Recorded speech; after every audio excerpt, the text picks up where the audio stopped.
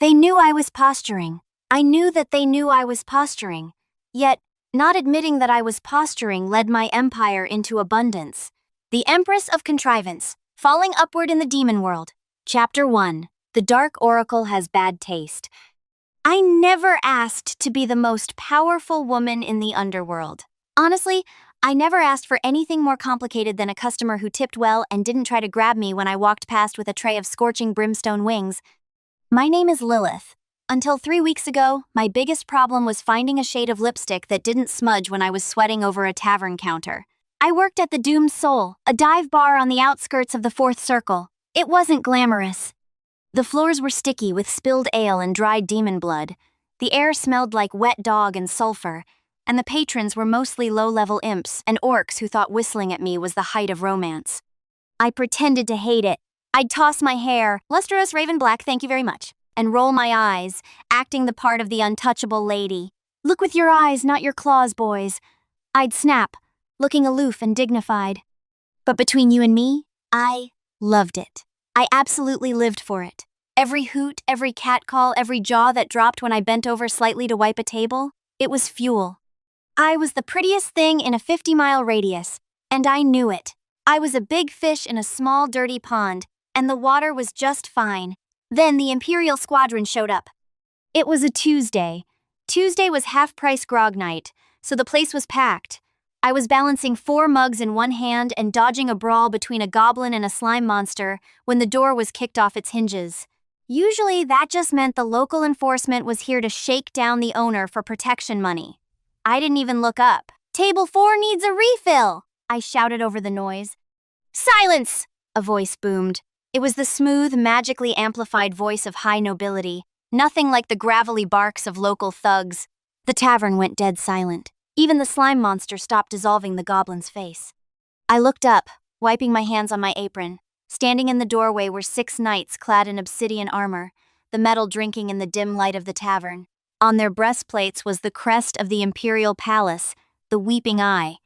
In the center of the formation stood a tall, pale demon with horns that curved elegantly backward. He held a floating object wrapped in velvet. "We seek the one chosen by the Oracle," the leader announced. I looked around. Well, check the back. Maybe the cook stole something again. The leader unwrapped the object. It was a head, specifically a giant severed bull's head made of bronze, with rubies for eyes. It was the Dark Oracle, the most ancient, sacred, and frankly creepy artifact in the entire demon realm. The bull's mouth creaked open. Smoke poured out, smelling of incense and old magic. The ruby eyes swiveled, scanning the room, ignoring the terrified patrons cowering under tables. Then, the eyes locked on me. "Her," the bull bellowed. The sound vibrated in my teeth. "The waitress, the one with the knockoff designer boots." I gasped, looking down at my feet. "Hey, I paid good money for these babies. What's the big idea?" "The Empress has been chosen," the bull declared, ignoring my defense of my footwear. "All hail Empress Lillith." The knights dropped to one knee. The patrons dropped to the floor. The owner of the tavern fainted. I just stood there, holding a dirty rag. "Excuse me?" The transition from serving drinks to ruling the world was abrupt, to say the least. There was no voting, no campaign. The Dark Oracle wakes up every 300 years, picks a random demon, and that demon becomes the absolute ruler. The previous guy, Steward Emperor Balthur, had just died, choked on a chicken bone, rumor had it, and the seat was empty. When the Oracle spoke, the Empire listened. If I refused, they'd probably just cut off my head and stick it on the throne. So I went. I was whisked away in a carriage made of dragon bones, flown across the desolate plains, and deposited in the capital, Pandemonium. It was a city of spires and black stone, floating islands and rivers of magma. It was beautiful, terrifying, and way too big. I'd assumed that they'd first take me to the throne room, but instead, we went to the Hall of Judgment. "We must assess your capabilities, Your Majesty," said Lord Valak, the demon who had led the knights. He was the Grand Vizier. He looked like a man who had eaten a lemon and enjoyed the bitterness. "The rank of the abyss will reveal your stats." He pointed to a massive, floating purple crystal in the center of the room. "Just touch it?" I asked. "Just touch it." I reached out. The crystal hummed. It felt warm, like a cat sleeping in a sunbeam. Words began to burn into the air above it, glowing in neon green. Name, Lillith. Race, succubus lowborn. Age, 18. Stats. Strength, average, rank F. Speed, average, rank F. Combat experience, none. Magic level, none. The gathered counselors, dozens of ancient, powerful demons in flowing robes, murmured. I could feel the disappointment radiating off them like heat. They were expecting a warrior, a mage, a tyrant. They got a waitress who couldn't even cast a basic fireball. Then, the next line appeared. Intelligence, below average, rank G. Hey! I shouted, indignation flaring hot in my chest. That thing is broken! I'm smart! I know the entire menu of the rotten apple by heart, including the secret menu. Valak sighed, pinching the bridge of his nose. It is unfortunate, but the oracle's will is... Suddenly, the crystal flared blindingly white. The murmurs stopped. A final line of text appeared, vibrating with golden energy. It was a stat nobody had ever seen before.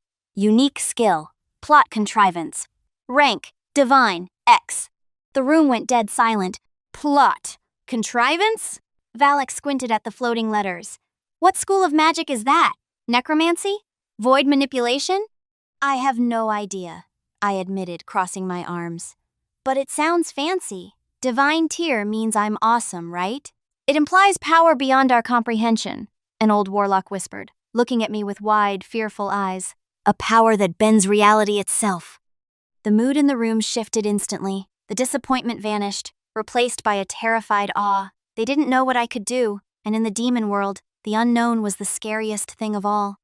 Right, I said, flipping my hair over my shoulder. If we're done insulting my intelligence, can someone show me to my room? I need a bath, and this dress itches. I walked out of the hall with my head held high, leaving the most powerful demons in existence, wondering what kind of eldritch horror I was harboring. I just wanted to go home, curl up in my lumpy bed, and read trashy romance novels. But apparently, I had an empire to run. Chapter 2. The Secret Power of Lemon Juice. Being Empress was surprisingly boring. I thought it would be orgies and feasts. Instead, it was paperwork, mountains of it, scrolls, ledgers, treaties, tax reports. It was like homework, but if you got it wrong, a province starved or a war started. My first council meeting was 3 days after my arrival. I sat on the throne of souls, which was cold and hard on my butt, wearing a gown that cost more than my entire village. Around a massive circular table sat the 12 high lords of the doomed gorge. And if you think saying the name takes too long, imagine having an actual meeting with them. They were currently arguing about money. The treasury is facing catastrophe, Your Majesty, said Lord Greymane, a werewolf with a monocle. We cannot account for 40% of the tax revenue from the last fiscal quarter of Steward Balthur's reign. It has simply vanished. Vanished? I asked, twirling a lock of hair around my finger. Did you check under the cushions? Whenever I lost tips, they were usually on the couch. Lord Greymane stared at me, his left eyelid twitching for a second. We are speaking of 3 million gold coins, Your Majesty, not spare change. I'm thirsty, I announced. Can I get some juice? Valak snapped his fingers. A servant scurried over with a crystal goblet filled with acidic lemon nectar. My favorite. Balthur was a prudent steward, insisted Lord Balkan. My stomach twisted. Balkan. He was Balthur's son. He was handsome, in a sharp, cruel way, with red skin and eyes that looked like they were dissecting me. He was supposed to be the next emperor. Everyone knew it. Then the oracle picked me, the waitress. He hated me. I could feel his hatred like a cold draft. My father left flawless records, Balkan sneered. If money is missing, it is likely due to the incompetence of the current administration's transition. He was calling me stupid. Again. Here are the ledgers in question, Greymane said, levitating a stack of ancient-looking scrolls onto the table in front of me. As you can see, the columns balance perfectly on the surface. I leaned forward, trying to look interested. I reached for my goblet. Now, I'm not clumsy. I can carry 10 beers on a tray through a bar fight without spilling a drop. But the sleeves of this imperial gown were approximately 10 feet long and made of slippery silk. My sleeve caught the goblet. Splash. The entire cup of sticky, acidic lemon nectar overturned right onto the ancient, irreplaceable financial records of the empire. Oh, crap! I yelped, jumping up. I'm so sorry. Do we have a towel? Or a sponge? The room gasped. Balkan stood up, a smirk playing on his lips. You clumsy fool. You've destroyed the only evidence we had. Now we'll never know. Wait, I said. I grabbed the scroll, trying to shake the liquid off. I held it up toward the chandelier, hoping the heat of the candles would dry it out before the ink ran. I can fix this. Just gotta dry it. I held it close to the flame. Too close. The paper started to smoke. Your Majesty, stop! Valak cried out. But then, something happened. The lemon juice reacted with the parchment. The heat from the candle triggered something. Where the scroll had been blank moments before, bright red writing began to sizzle into existence. Hidden account 44B. Access via the Western Catacombs. Contents: 400,000 gold ingots. 500 mana crystals. Source: the Orphans Fund. The room froze. Invisible ink, Greymane whispered. Sympathetic ink revealed by acid and heat. A classic smuggler's trick. We scanned the documents for hidden magic, but never considered alchemical reactions, said another council member, his eyes wide in shock. I blinked. I looked at the scroll, then at the empty goblet. Yeah, I said, my voice shaking slightly. Totally! I, smelled the faint scent of alchemy on the paper, so I applied the reagent. Valak's jaw hit the table. He looked from me to the scroll, his eyes wide with disbelief. I thought he was going to call my bluff, but to my surprise, he played along. You knew, didn't you? You poured the exact acidic counteragent and applied the precise amount of heat to reveal the text without burning the paper? It was a calculated risk, I lied, puffing out my chest. Balthar was stealing from us. I had a feeling. Greymane grabbed the scroll. By the gods, it lists everything. Every stolen coin, every secret warehouse. This recovers the entire deficit. We are saved from bankruptcy. He looked at me, tears welling in his singular eye. Your Majesty, to expose years of corruption with a mere flick of your wrist. We should have expected nothing less of a chosen one. The entire council erupted into applause. Even the skeletons were clapping. I looked for Balkan, wanted to see what his face looked like once you wiped the smugness out of it, but he was gone, slipped out of sight while everyone was focused on praising me. I sat back down, my heart hammering against my ribs. Holy demons, I thought. I just wanted juice. Plot contrivance. Valak murmured reverently, writing something down in his notebook. Truly divine. Chapter 3. Every room needs a touch of manslaughter. The lemon juice incident bought me some respect, but it also put a target on my back. Balkan was gone, but he wasn't out. Rumors were swirling that he was gathering support in the western provinces. He was angry, and an angry demon lord usually meant assassination attempts. I was terrified. Every shadow looked like a ninja. Every meal looked poisoned. I stopped eating anything I didn't prepare myself, which meant I was surviving on sandwiches I made in my bedroom at 3 a.m. To calm my nerves, I decided to redecorate. The Imperial chambers were depressing. Everything was black, spiky, and covered in skulls. It looked like a teenager's edgy phase exploded. I wanted something cuter. Maybe some pastels. Definitely fewer bones. This painting has to go, I muttered to myself. I was staring at a massive portrait of the first emperor, a guy who looked like he ate babies for breakfast. It was hanging on the north wall of my bedroom. I need something flowery, or maybe a picture of a kitten. I found a lovely tapestry in the storage room, a landscape of the fields of asphodel. It was big, heavy, and perfect to cover up the bloodstains on the wallpaper that wouldn't scrub out. I dragged a ladder into the room. I had a hammer and a nail the size of a railroad spike. Okay, Lillith, I told myself. You can do this. You run an empire. You can hang a picture. I climbed the ladder. I positioned the nail right in the center of the wall, about 7 feet up. Right here, I grunted. I swung the heavy iron hammer with all my strength. Wham! The nail pierced the stone wall. And then the wall screamed, "Arr!" It was a guttural, wet, masculine scream of agony. I shrieked and dropped the hammer. It nearly crushed my foot, but I didn't even notice because the section of the wall I had just nailed suddenly crumbled away. A body fell out of the hidden compartment behind the drywall. It was a man clad in black leather holding a poisoned dagger. He hit the floor with a thud. He wasn't moving. Why? because there was a 6-inch iron nail driven directly into the center of his forehead. I stood up, hyperventilating. I killed the wall. The door burst open. The royal guards rushed in, weapons drawn. Valak was right behind them. We heard a scream. Your Majesty, are you? Valak stopped. He looked at the hole in the wall. He looked at the dead assassin on the floor. He looked at the poison dripping from the assassin's dagger. Then he looked at me, standing next to the body, looking guilty.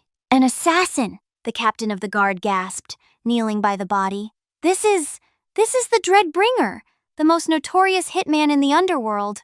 He has a stealth ability that makes him completely undetectable by magic or sight. He was hiding inside the masonry.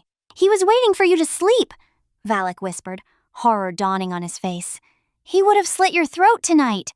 The captain looked up at me with wide, worshipping eyes. But Her Majesty knew. No magic. She didn't even call the guards. She simply drove a spike into his brain through a foot of stone. I was hanging a tapestry, I squeaked. Precisely, Valak shouted, clapping his hands. A ruse! She pretended to engage in a frivolous domestic task to lower the assassin's guard. She calculated his exact position behind the wall based on air displacement, heartbeat vibrations. Even he was having trouble spinning a narrative where my blunder seemed like a calculated move. Not like he actually needed to try that hard, though. At this point, the entire palace seemed eager to buy the nicer version of the story. Plot contrivance. The captain nodded solemnly. Truly a skill beyond the comprehension of us mere mortal beings.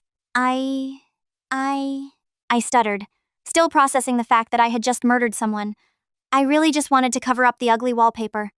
So humble, said Valak, pretending to wipe a tear from his eye. They dragged the body away. The next day, the court was buzzing. Did you hear? The Empress killed the Dreadbringer with a single blow while checking her makeup. I heard she threw the nail from across the room. I heard she sensed his killing intent from 3 realms away. I just wanted a nice room. Now I had a reputation as a cold-blooded killer with supernatural sensory abilities. But there was a downside. The assassin had a letter in his pocket. A letter from Balkan. It was a confirmation. Balkan was coming for me, and he wasn't sending spies anymore. He was bringing an army. Chapter 4. The Tantrum That Moved Mountains. The war map was huge. It covered the entire table in the strategy room. Red pieces represented Balkan's rebel army. They were marching from the west, a massive horde of traitorous demons, dragons, and siege engines. Blue pieces represented the human army. Yes, you heard correctly, General Azazel grumbled, pointing a claw at the south. The humans have appointed a hero. A hologram flickered to life. Name, Vanessa. Class, hero. Age, 17. I squinted at the image. She was annoying. She was a petite redhead with big green eyes, freckles, and armor that covered maybe 10% of her vital organs. She looked like the cover of those adventure magazines the boys at the tavern used to hide under their mattresses.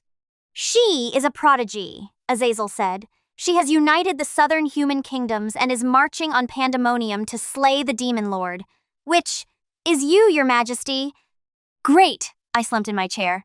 So I have an evil stepson coming from the west to kill me, and a magical cheerleader coming from the south to kill me. We are pinched, Valak admitted. Our forces are split. We cannot defend against both simultaneously. We do have a weapon, a frantic engineer piped up. He adjusted his glasses. The Oblivion Cannon. He gestured to the window. Mounted on the palace ramparts was a gun the size of a skyscraper. It hummed with dark energy. It can vaporize an entire mountain range, the engineer said proudly. Fire it, I yelled. Shoot Balkan first. Vaporize him. There is a catch, the engineer winced. It has a recharge time of 10 years. We can fire it once. Only once. The room broke into an argument. Half the generals wanted to shoot the humans. Half wanted to shoot Balkan. They were screaming, slamming fists on the table. The stress was getting to me. My head was pounding. I was 18.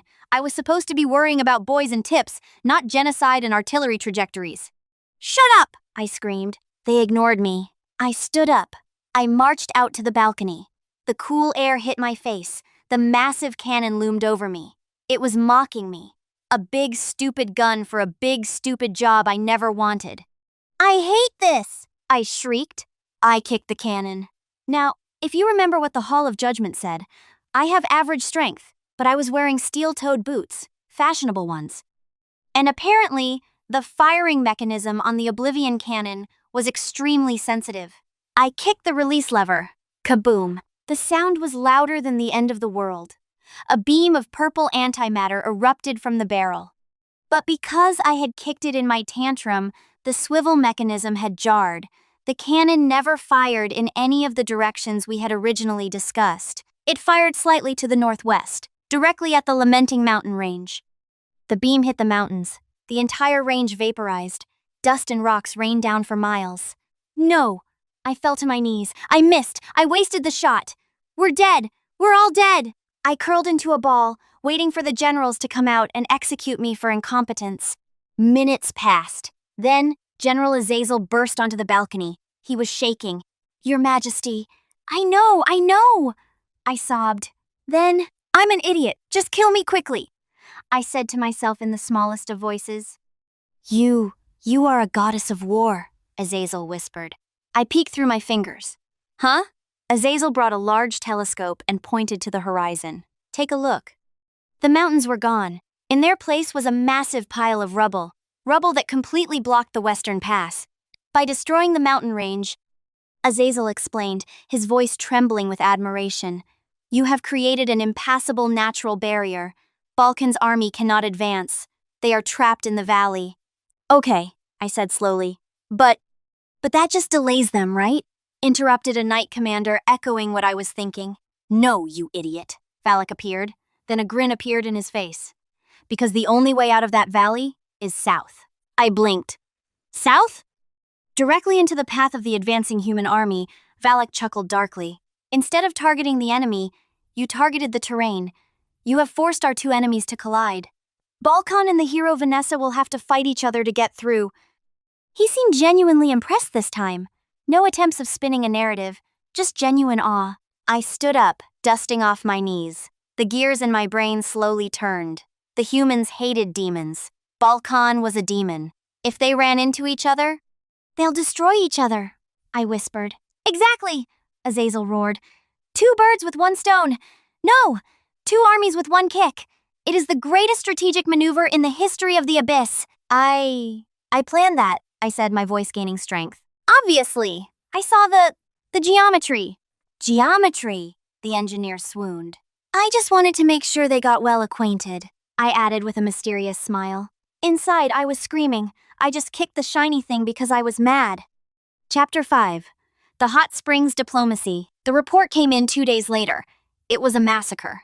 The humans and Balkan's forces had collided in the dust cloud of the destroyed mountain. Confused and aggressive, they tore each other apart. Balkan's army was decimated.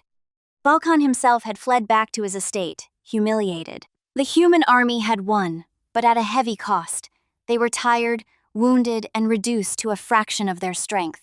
"Now is the time to strike," Azazel bellowed. "We must march the Legion out and crush the remnants of the humans before they reach the city." "Do it!" I waved my hand dismissively. "Go! Take everyone! Secure the borders!"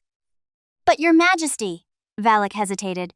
"If we take the Legion, the capital will be left lightly defended. If a strike team were to slip past..." "Oh, please," I scoffed. "Who's going to slip past? I buried them under a mountain. I'm tired. I want a day off. Everyone, go away." I gave a rousing speech about cleaning up the trash, and the entire garrison marched out. The palace was empty. Finally, quiet. I decided to celebrate my survival with my favorite vice, the Imperial Hot Springs. It was a massive bathhouse built over a natural magma vent. The water was steaming, smelling of lavender and minerals. I brought a bottle of Demon's Breath wine, 100 proof, and stripped down. I slid into the water, sighing as the heat soaked into my bones. I drank straight from the bottle. Half an hour later, I was properly and unmistakably wasted. My face was flushed, the room was spinning pleasantly, and I was singing. Oh, the ghoul went down to the central plaza. His future wife would be waiting there. I crooned, splashing water. The door creaked open. "Service!" I yelled, waving the bottle. "Bring more wine, and maybe some cheese." A figure stepped into the steam. A servant? It was a young human. Short red hair, big green eyes, dirt smudged on their cheek. They were wearing a servant's tunic that was 2 sizes too big. "Hey," I squinted. "You're new and cute. A little short for a waiter, aren't you? The figure froze. It was Vanessa, the hero. She had survived the battle. She had realized that the demon army was marching out, leaving the castle open. She had sneaked in, disguised herself, and come to assassinate the demon empress while she was vulnerable. But I didn't know that. I was drunk.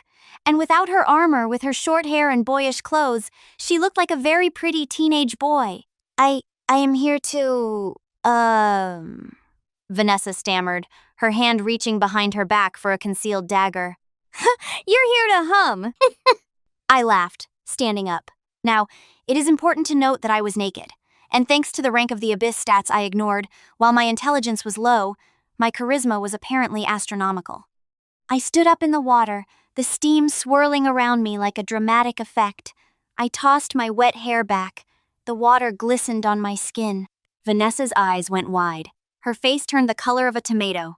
She stopped reaching for the dagger and covered her eyes. Oh my God. Don't be shy, I purred, wading toward her. I don't bite, unless you pay extra. Old tavern joke. Killed every time. You are the Empress? Vanessa squeaked. In the flesh. I giggled. You look tense, serving boy. Come in. The water is fine. Listen, I treat my staff well. Great benefits. Dental. You stick with me, kid, and you'll go places. Vanessa lowered her hands, peeking through her fingers. She looked at me, defenseless, laughing, offering her a job. She had expected a monster, a giant demon with fangs. Instead, she found a drunk, gorgeous woman singing local songs and offering dental insurance. You aren't evil, Vanessa whispered. I'm a delight, I corrected, poking her nose. Boop! Vanessa stiffened. Her heart was pounding so loud I could hear it. She was the hero.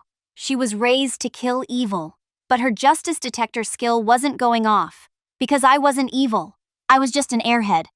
Now! I reached out and grabbed her tunic. Get in here. I need someone to scrub my back. I pulled. Vanessa, caught off guard, tumbled into the water with a splash. She surfaced, sputtering. I laughed and wrapped my arms around her in a drunken bear hug. Gotcha! Vanessa went rigid. Her face was buried in my cleavage. Ha! Help! You smell like dirt. We need to fix that. Here. I grabbed a bar of soap. Just then, the door exploded inward. Your Majesty, there's an intruder in... The royal guard, who had apparently left a few guys behind, rushed in. They saw the scene. Me, the Empress, naked in the bath. Vanessa, the hero of humanity, in my arms, red-faced, soaking wet, and looking completely paralyzed. Do you mind? I began, my voice now a monotone of annoyance. We're in the middle of something. The captain of the guard lowered his sword. He blushed. Oh, my apologies. We, didn't realize you were negotiating. The captain looked at Vanessa. He recognized the red hair. He recognized the green eyes. Isn't that the hero? A guard whispered. Shh, the captain hissed. Don't you see? The Empress has seduced the hero. She has turned the enemy's greatest weapon into her consort. Brilliant! The guard gasped. Instead of fighting her, she made her fall in love. The ultimate conquest. We will leave you to it, the captain said, bowing deeply. Please, take your time. They backed out and closed the door. Wait, I wanted snacks! I yelled after them. I looked down at Vanessa. She had fainted. The next morning, my head felt like it was being used as a drum set by a goblin metal band. I groaned, rolling over in my massive silk sheets. Water. Need water. Here, Your Majesty. A soft voice. I opened one crusty eye. Standing by my bed was Vanessa. She was wearing a maid outfit, a very frilly, very short maid outfit. She was holding a silver platter with a glass of water and some aspirin. You? I sat up, pulling the sheets to my chin. The servant boy? I am Vanessa, she said, looking at the floor, her cheeks pink. The, former hero. Right, the hero. I took the water and downed it. Then my brain rebooted. Wait, the hero? I scrambled back against the headboard. You're here to kill me. I came to kill you, Vanessa admitted. But last night, you showed me mercy. You showed me kindness. You offered me a place at your side. I did? You held me, she whispered. You washed the dirt of the battlefield from my skin. You told me I was cute and offered me dental. That sounds like me, I admitted. I have never known such warmth. Vanessa looked up, her eyes shining with intense devotion. The human king treats me like a weapon. You treated me like a person you wanted to scrub. She knelt by the bed. I pledge my sword to you, Empress Lillith. I will be your shield. I will destroy your enemies. I will wash your back. I stared at her. The plot contrivance skill flashed in my mind's eye. I had accidentally destroyed the rebel army, crippled the human forces, and now I had stolen their nukes. I mean, their hero, just by being drunk and horny in a bathtub. The door opened. Valak entered looking smug. Your Majesty, the council is assembled. They wish to congratulate you on the defection of the hero. It is being called the seduction of the century. The bards are already writing songs. I looked at Valak. I looked at Vanessa, who was looking at me like I was the sun and stars. I sighed. I slid back down into the pillows. Fine, I grumbled. But I'm taking a nap first.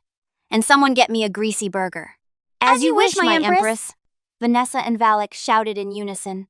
I closed my eyes. I still just wanted to go home. But I had to admit, having a personal hero to fetch me burgers wasn't the worst thing in the world. Failing upwards was exhausting, but the view from the top? It was starting to grow on me. The end. If you enjoyed this quick escape, hit the subscribe button for new stories twice a week.